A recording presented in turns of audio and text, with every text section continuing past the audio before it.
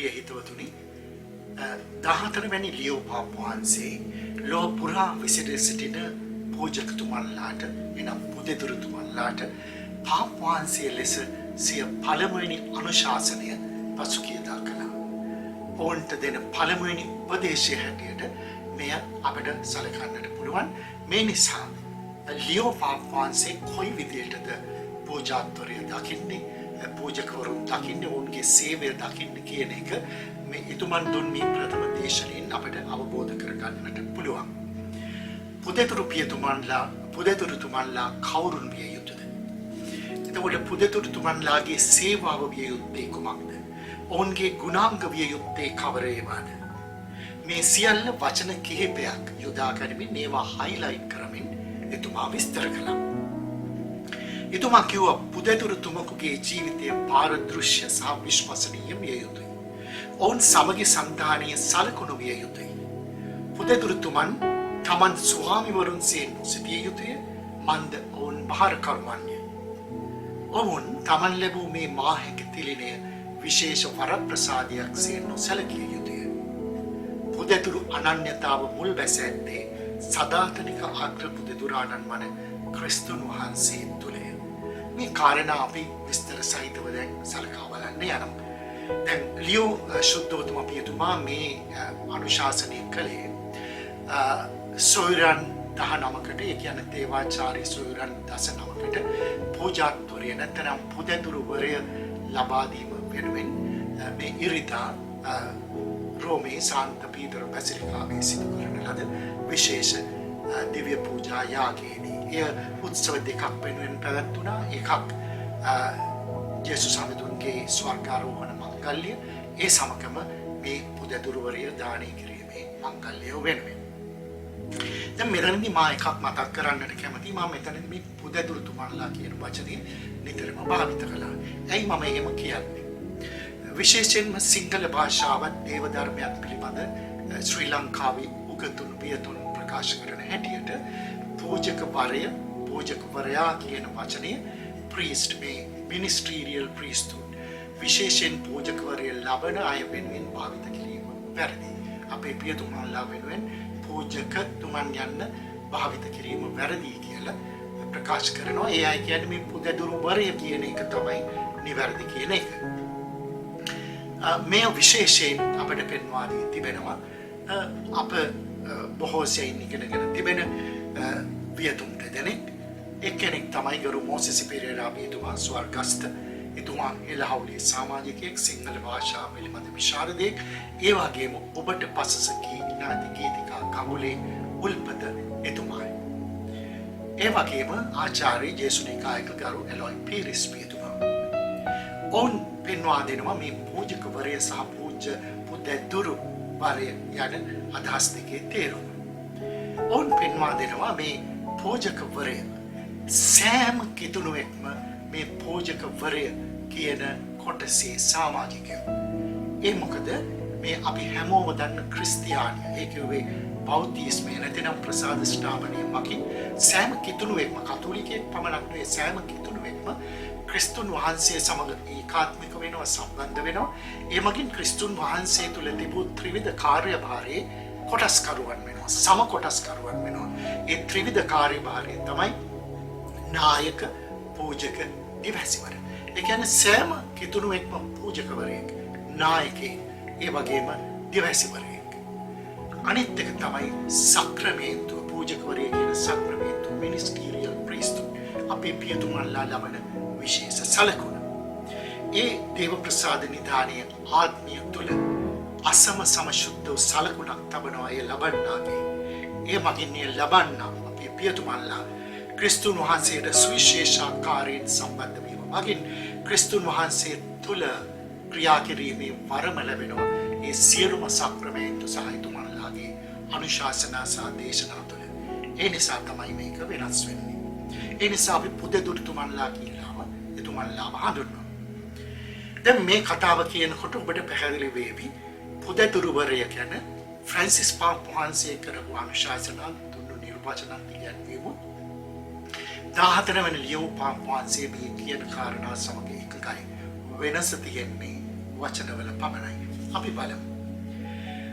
එතුමා මුලින්ම තමාගේ දේශනාවේ පටන් ගන්නවා මුලින්ම ජනතාවට කතා කරලා ඊට පස්සේ එතුමා කියනවා Dear audience, conceive then of yourselves in Jesus' way, to be of God, servants of God, people of God, binds us to the earth, not to an ideal world, but to the real world. Like Jesus, they are flesh and blood people, whom the Father places on your path. To them you consecrate yourselves, without separating from them, without isolating yourselves, without making the gift received a kind of privilege.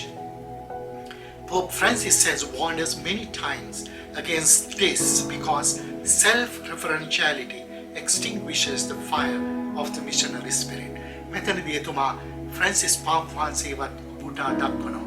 මොකද්ද මේ කියන්නේ? පුදදුරුවරේ ලබන්නේ එතුමා මේ නවක පුදදුරුවරුන් මගින් සමස්ත පුදදුරු පරපුරට ආමන්ත්‍රණය කරනවා.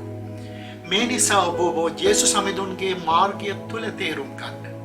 දෙවියන් වහන්සේගේ වීම එනම් දෙවියන් වහන්සේගේ ජනතාව වීම දෙවියන් වහන්සේගේ සේවකයන් වීම අපව පොළොවට බැඳ තබයි. ඒ කියන්නේ පුදදුරුවරුන් යන පොළොවේ ජීවත් වන පිරිසක් වාසී සිටින පිරිසක් නොවේ. එහෙත් ඒ කල්පිත ලෝකයට නොවේ සැබෑ ලෝකයටයි. ජේසුස් සමිඳුන්සේ ඔවුන් වූ කලී පියාණන් වහන්සේ ඔබගේ මාර්ගයේ තබන ලෙයින් මසින් සෑදුණු ජනතාවය. ඔබව කැප කරන්නේ ඔවුන්ටය. ඔබ එසේ ඔවුන් වෙත ඔබව කැප කරන්නේ ඔවුන්ගෙන් වෙන් නොවී ඔබව හුදෙකලා කර නොගනිමින් ඔබ ලැබූ තිලිනය වරප්‍රසාදයක් කර නොගනිමින්ය. මේ සම්බන්ධයෙන් ෆ්‍රැන්සිස් සුදුතුම් පියතුමා නිරන්තරයෙන් අපට අනතුරු අඟවා තිබේ. මන්ද ආත්ම ප්‍රඥාපනීයත්වය එනම් self referentiality ධර්මදූතික උනන්දුවේ ගින්න නිවා දමයි. මේ පළමුවෙනි ඡේද දෙක තුනේ ලියෝ පාප් වහන්සේ කතා කරන්නේ ෆ්‍රැන්සිස් පාප් වහන්සේ ක්ලෙරිකලිසම් පෝචක අධිපතිවාදය යන්නෙන් සඳහන් කළ කාරණාවයි වෙනත් වචන වලින් එතුමා විග්‍රහ කරන්නේ. පන්ද පෝජකවරුන් තමන් වෙතම හැරීම, තමන් නායකයා කර ගැනීම, ඒ ලැබිච්ච වරම තිලිනය වරප්‍රසාදයක් කර ගැනීම, ඒ වගේම තමන් මේ ජනතාවට ඉහළින් සැලකීම. ඒක නෙවෙයි මේ මිනිස්සු ලෙයින් මසින් සැදුණු මිනිසුන් තුළ සිටින්නේ ක්‍රිස්තුන් වහන්සේමයි දෙවියන් වහන්සේමයි. ඒ නිසා ඔවුන් සමග ඔබ ජීවත් විය යුතුයි කියලා ලියෝ පාප් වහන්සේ ප්‍රථම කොටසින් සඳහන් කරනවා. දෙවෙනි ඡේදය. The church is constitutionally extroverted, as extroverted are the life, passion, death and resurrection of Christ. God, no one has ever seen him. He has turned to us. He has come out of himself. The Son became the exegesis of him, the living story, and he gave us the power to become children of God. Do not look for more power. තුමාය දෙවරක් සඳහන් කරනවා. ජේසුස් සමිඳුන්ගේ ජීවිතය දුප්‍රාප්තිය, මරණය සහ උත්ථානය බහිර්ගතික වන්නේ යම්සේද සභාවද සංස්ථාපනිකවම බහිර්ගතිකව. අපි දන්නවා මනෝවිද්‍යාවේ පුද්ගලත්වය කොටස් දෙකකට වර්ග කරනවා. Introvert, extrovert. ඉන්ට්‍රෝවර්ට් කියන්නේ තමා වෙතම හැරුණේ අන්තරාවර්තිත, බහිර්ගතික පිටතට ගිය බොහොම සුන්දර ජීවිත ගත කරන අනිත් අය වෙත යන. ඉතින් මේකම කිව්වා ෆ්‍රැන්සිස් පාප් වහන්සේ සභාව අන්තරාවර්තිත ආයතනයක් නොවේ. මේක ස්වභාවයෙන්ම බහිර්ගතිකයි. ක්‍රිස්තුන් වහන්සේ බහිර්ගතික වීම නිසා, මන්ද උන්වහන්සේ බහිර්ගතික නිසා තමයි අප වෙතට ආවේ. ඒ නිසා අප වෙත පූජකවරුන් වෙත බලයක් පැවරින් තිබෙනවා ක්‍රිස්තුන් වහන්සේගේ. And he gave us the power to become children of God. දේව දරුවන් වීමට ඒක අපට ලබා දුන්නා. Do not look for more power. ඒ නිසා ඒට වඩා වැඩි බලයක් සොයා නොයන්න කියා එතුමා අවධාරණය කරනවා. ඒ වගේම එතුමා මෙන්න මේම කියනවා. Holy Spirit has constituted you as stewards, not masters, but keepers. එතුමා මෙය පෙන්නුම් කරන්නේ චුද්දෝ පාවුලුතුමා ලියූ ලිපියකින් උපුටා ගනිමින් චුද්දෝ පාවුලුතුමා කළ දේශනයකට උපුටා ගන්නමින් එතුමා මේ කොටස උපුටා ගන්නේ අපොස්තලවරුන්ගේ ක්‍රියාපොතේ 20:28 වගන්තියේ ශුද්ධාත්මයන් අප පත්කොට ඇත්තේ භාරකරුවන් ලෙසය එනම් ස්වාමිවරුන් හෝ හාමුදුරුවෝ ලෙස නොවේ රැකවලුන් සහ ආරක්ෂකයන් ලෙසේ එතුමා පියතුමන්ලාට කියනවා අප කියන එකෙන් එතුමා තමාවත් එතනට යොදා ගන්නවා මොකද පාපවහන්සේ පවා පෝෂකවරයෙක් ඉතින් එතුමා ඒ තමාවත් එතනට දා ගන්නවා ඒ කියන්නේ පාපවහන්සේ පවා තමාව සලකන්නේ අපව පත්කොට ඇත්තේ භාරකරුවන් ලෙසේ ස්වාමිවරයෙක් නොවේ ආරක්ෂකයෙක් ලෙසේ රැකවලෙක් ලෙසේ මේක ෆ්‍රැන්සිස් පාප්තුමා කිව්වේ කොහොමද කලමනාකරුවන් නොවන්න සේවකයන් වන්න මේ සියලු කොටස් අර මං කිව්වා වගේ ක්ලෙරිකලිසම් ප්‍රතික්ෂේප කිරීමේ වචන කියලා අපිට කියන්නට පුළුවන්. දැන් මෙතනදී මා කියවනේ මේ වචනවල වෙනසක් තියෙනවා කියලා. ෆ්‍රැන්සිස් පාප් වහන්සේ කියන්න තියෙන දේ කෙලින් කියපු කෙනෙක්. නේද? Who am I to judge? ඒ වගේ කෙලින්ම කියපු කෙනෙක්. ඒ නිසා තමයි කතෝලික සභාවේ ඉන්න මේ මූල ධර්මවාදී කොටස් එක්තරා ජේසුනිකායක පියතුමේ කරුතෙන් නිකුත් කරපු පොතකින් කියලා තියෙනවා කතෝලික සභාවෙත් ඉන්නවා මූල ධර්මවාදීන් වෙනස් වෙන්න කැමති නැති සභාවේ දොරටු විවෘත කරන්න කැමති නැති මූල ධර්මවල මෙල්පගෙන ඉන්න මූල ධර්මවාදීන් පිරිසක්. එතකොට මේ මූල ධර්මවාදීන්ට ෆ්‍රැන්සිස් පාප් වහන්සේ කෙලින් කතා කරා. ඒ නිසා ඇතැම් අය එතුමන් සමග අමනාප වුණා. එහි පෙරමුණ ගත්තේ EWTN කියන රූපවාහිනී නාලිකා. ඒ අය බොරුවට ඇඬුවා උන්වහන්සේ අභාව ප්‍රාප්ත වුණාට පස්සේ. ඉතින් නමුත් එතුමා මුළු ලෝකෙම පිළිගත්තා. දැන් එතුමා කෙලින් කියපු දේ ලියෝ පාප් වහන්සේ ටිකක් ඩිප්ලොමැටිකලි බොහොම රාජ්‍යතාන්ත්‍රිකව කියනවා. ඒක අර කියපු දේ. ඉතින් ඒකම තමයි මේ එන පණිවිඩය. ඉතින් එතුමා කොයි විදිහටද ඉදිරියට යන්නේ මේ පුදදුරතුමන්ලා සමග කියලා අපට අවබෝධ කරගන්න පුළුවන්. ඔබව අද ධර්මදූතික මෙහෙවරට සම්බන්ධ කර ගැනීම මගින් අපි රදකුරු හිමිවරුන් ඔබට අවකාශයක් දෙමු. We bishops, dear ordinance, by involving you in the mission today also make room for you, and you make room for the faithful and for every creature in whom the risen one is close and whom he loves to visit and amaze us, surprise us. Francis Park once again, God's people are more numerous than what we see. Let us not define its boundaries. දෙවියන් වහන්සේගේ ජනතාව අප දකින්නවාට වඩා බහුලය. මේ නිසා අප මායිම් නම් කර නොගත යුතුය. අපි කියපු අර මූල ධර්මවාදී ලෙස හිතන අයගේ සිතවිල්ල තමයි අපි තියෙන දැඩි නීති රීති කතෝලික සභාවේ මේ දැඩි නීති රීති තියෙනවා. ඒ නිසා සමහර අයට මේකට ඇතුළු වෙන්න බෑ. මේවා පිළිගන්න අයට පමණයි මේකට ඇතුළු වෙන්න පුළුවන්. ඒක තමයි තිබුණේ. ඒක තමයි අර ෆ්‍රැන්සිස් පාප් වහන්සේ LGBTQ අය ගැන කියනකොට විවාහ වෙලා දික්කසාද වෙලා යලි විවාහ වෙච්ච අය ගැන කියනකොට සමහර අය අකමැති වුණේ. මේකමද දන්න එතුමා අදහස් කරන්නේ. නමුත් අපට හිතා ගන්න පුළුවන් එතුමා කතා කරන ආකාරයෙන්. එතුමා කියනවා මායිම් සලකුණු කරගන්නට එපා. දෙවියන් වහන්සේගේ ජනතාව අපි දකින්නවාට වඩා බහුලයි. ඒ නිසා ඒ අයට එන්නට ඇතුළු වෙන්නට අපි ඉඩ දිය යුතුයි. ඔබට මතක නම් ලියෝ පාප් වහන්සේ පත්වෙච්ච පළමු දවසේ අර බැල්කනියේ ඉඳලා කිව්වා let us enlarge our tent. අපි අපේ කඳවුර විශාල කරගනිමු. අනිත් අයට ඇතුළු වෙන්න. මේ කාරණාවම තමයි එතුමා මේ වෙනත් ආකාරයකින් ප්‍රකාශ කරන්නේ. ඊළඟට එතුමා කියනවා මා හැසිරුණු ආකාරය ඔබ දකින්න ඕනේ. මේකත් මේ ක්‍රියාපොතේ පාවුලතුමා කියපු ප්‍රකාශයකින් උපුටා ගන්න. අපි මේ ප්‍රකාශනය අපේ සිත් සහ හදවත් තුළ හොඳින් අවධාරණය කරගනිමු. මේක එතුමා ඉතා පැහැදිලිව කියනවා පූජකතුමක කොයි ආකාරයෙන් ක්‍රියා කරගත යුතුද. දැන් මේ පාවුලතුමා කියනවා let us keep in our hearts and minds well count the expression you know how I have behaved. Then පාවුලතුමා ඒ ක්‍රියාපොතේ මේක කියනවා ඔබ දන්නවා මම ඔබ ඉදිරියේ හැසිරුණේ කොහොමද කියලා. the main එතුමා අදහස් කරන්නේ transparency. එතුමා මෙන්න මේ විදියට කියනවා. මෙහි අරුත ජීවිතවල පාරදෘශ්‍ය භාවයයි. පවුලතුමාගේ ජීවිතේ හංගන්න දෙයක් තිබුණේ නැහැ. පවුල අපොස්තුතුමාගේ ජීවිතේ පාරදෘශ්‍යයි. එතුමාගේ ජීවිතේ කියවන්න පුළුවන් වුණා. ඒ නිසා හැංගුන්නේ නැහැ කිසි දෙයක්. ඒ නිසා ඒක තමයි එතුමා අනිත් අයට ෆලෝ කරන්න කියලා කිව්වේ. ඉතින් එතුමා කියනවා මෙහි අරුත ජීවිතවල පාරදෘශ්‍ය භාවයයි, දන්නා එනම් සැඟවීමට දෙයක් නොමැති ජීවිතයයි, කියවි හැකි ජීවිතයයි, විශ්වසනීය ජීවිතයයි. අප සිටින්නේ දෙවියන් වහන්සේගේ ජනතාව තුළය.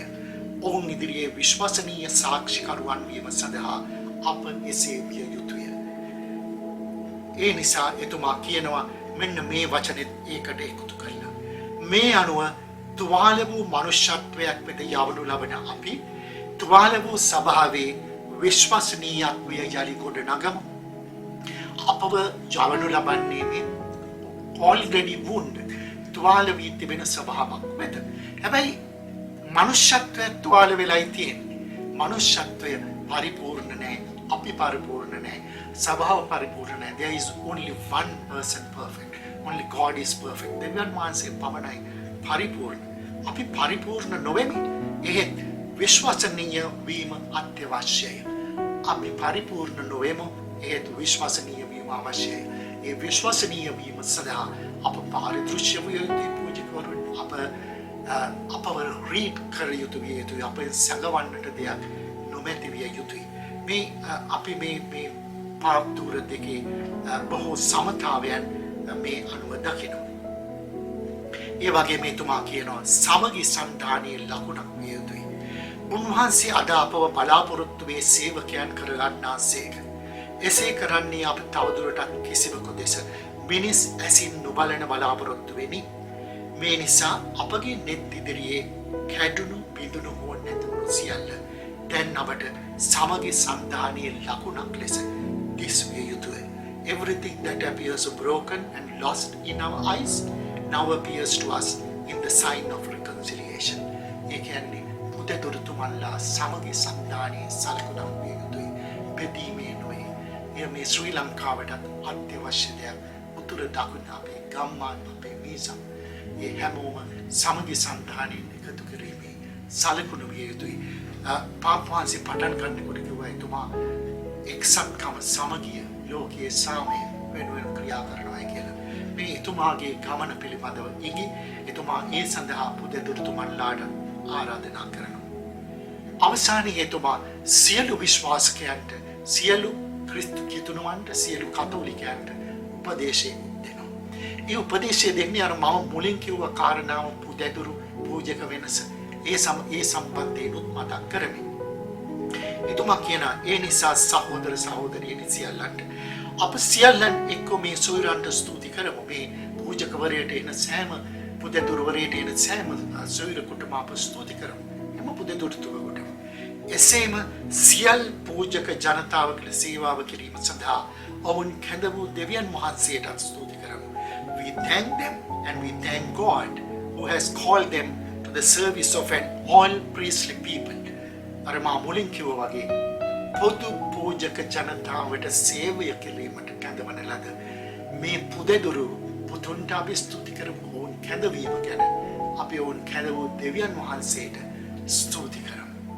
ඉතින් මට හිතෙන්නේ මේ 14 වැනි ලියෝ පාප් වහන්සේ දුන් පළමු අනුශාසනයෙන්ම පූජකතුමන්ලා ගැන එතුමා දරන අදහස, එතුමන්ලාට ඔවුන් දෙන මූලික උපදේශය, එතුමා ඒ අය කවුරුන් ලෙසද තමන් සලකන්නේ, ඒ අයගේ සේවාව කවරක් විය යුතුද, ඒ අය ජනතාව සමග පවත්වන සම්බන්ධතාවය කවරක් විය යුතුද කියලා එතුමා මතක් කර දී තිබෙනවා. ඒ අනුව එතුමා යන්නට හදන ගමන යන්නට එතුමා මේ පුදදුරුතුමන්ලාට ආරාධනා කරනවා කියලා හිතනවා. එතුමා සමග මේ ගමන යන්න. අදට ඒ පමණයි. ස්තුතියි සවන්දන්නට.